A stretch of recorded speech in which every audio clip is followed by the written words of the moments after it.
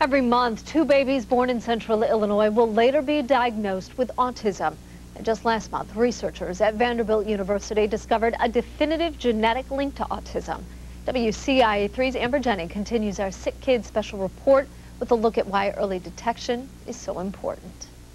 Okay, do you want 2 rolls or 3 rolls? What are you going to do at school today? Bye-bye, young man. You got icing on your face. On the other side. A school day in the Stein Welsh house starts like any typical family's, except for one thing. Okay, as soon as you finish, grab your meds. 12-year-old Brian is autistic. Do you know why you take meds?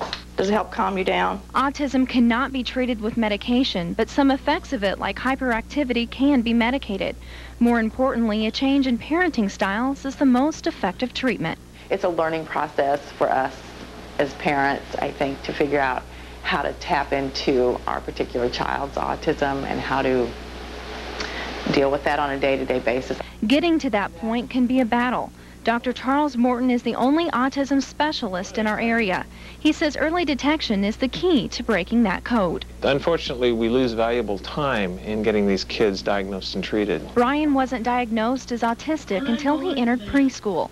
Once that label was applied, community resources opened up to his parents. In the beginning, we didn't think he would ever learn to talk, so I took a sign language class because I was just determined that, communication is so important for them. Dr. Morton wants every child screened for developmental delays that could be precursors for autism. When Brian was a child, the average age of diagnosis was 4 years old. Now, children are diagnosed as early as 18 months. The problem is, many parents are afraid of that classification. It's a mind blower because it frequently generates a certain idea about what this child is like or is going to be like.